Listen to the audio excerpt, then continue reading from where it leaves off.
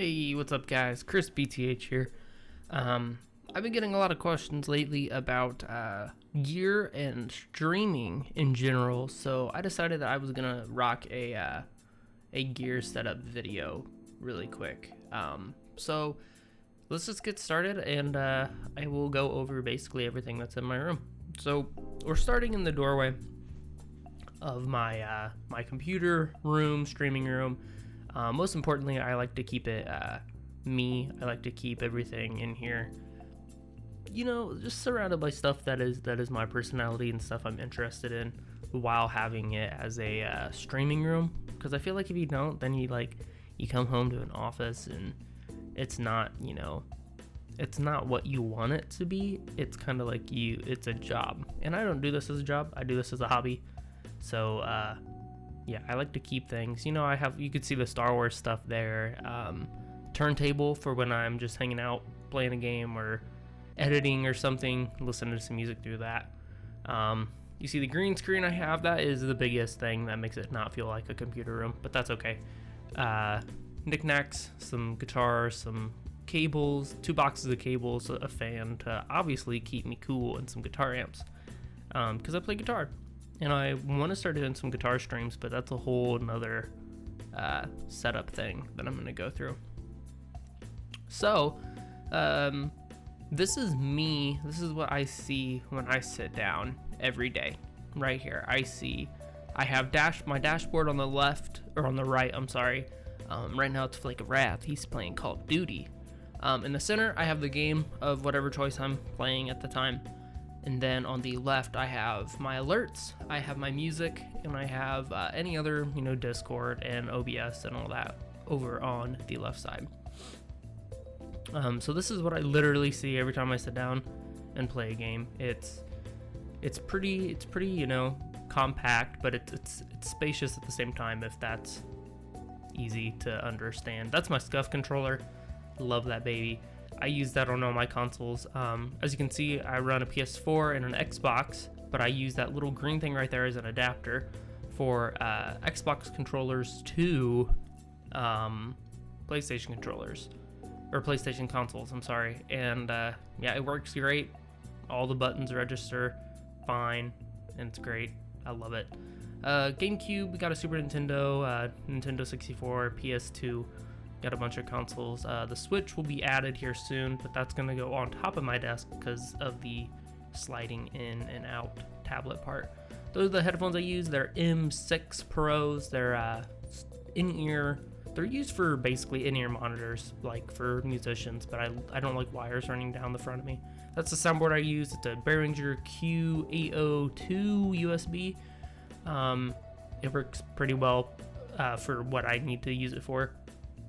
That's my Korg NanoPad 2. A lot of people use this for music, but I use it for triggers, you know, to push a button and play a sound on stream.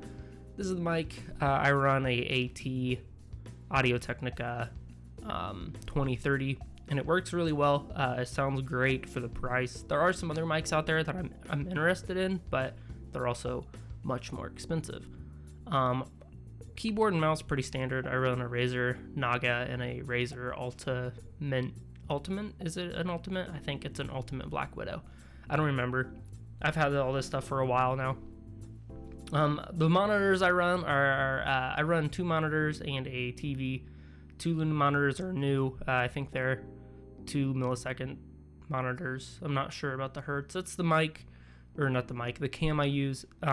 Pretty standard. Logitech C920. A lot of people like the C920 over the new Logitech streaming cam. I forget the name of it, but a lot of people are saying there's problems with it. So I would recommend a C920 if you are interested in getting a cam for streaming.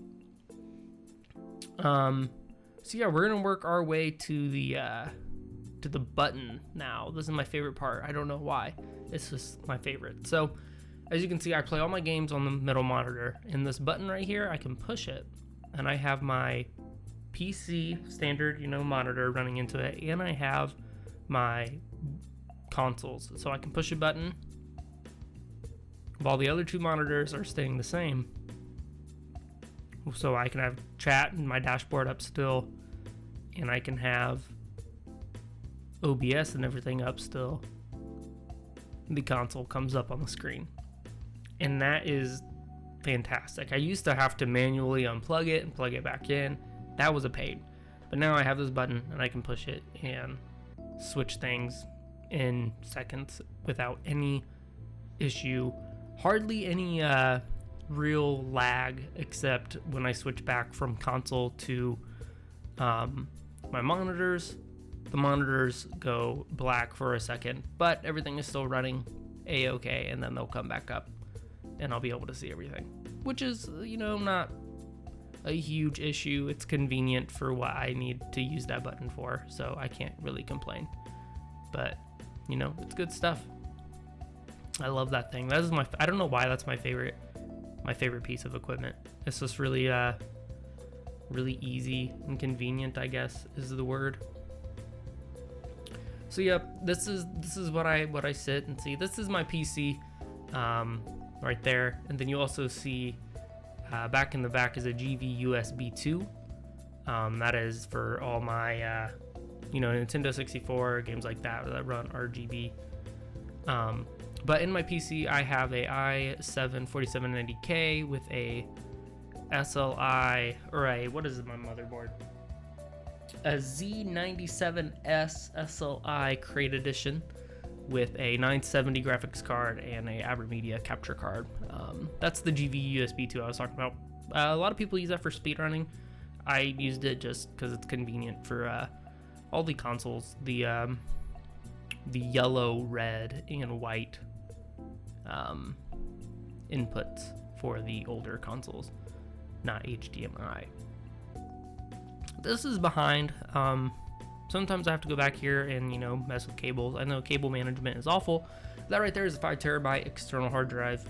Nothing too special about that, except it's 5 terabyte and it is much needed for videos and anything that I edit, pictures, stuff like that.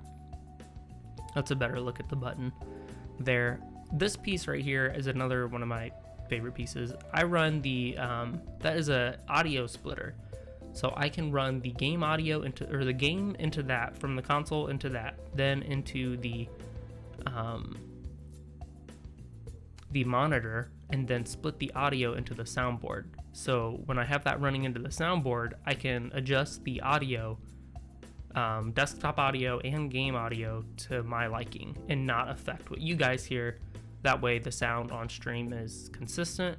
And then on my end, if I'm playing a game where I need to hear footsteps, or if I need to hear explosions, or if I'm just sick of hearing someone's voice, I can just turn it down and play, which is fantastic. That's my chair. It's a new chair. Nothing too special about the chair. But yeah, this is basically the gear that I run. If you guys have any questions about it, feel free to hit me up on Twitter. You can hit me up on twitch.tv/ChrisPTH, or comment and ask some questions. I'll be glad to answer them. Thanks, guys.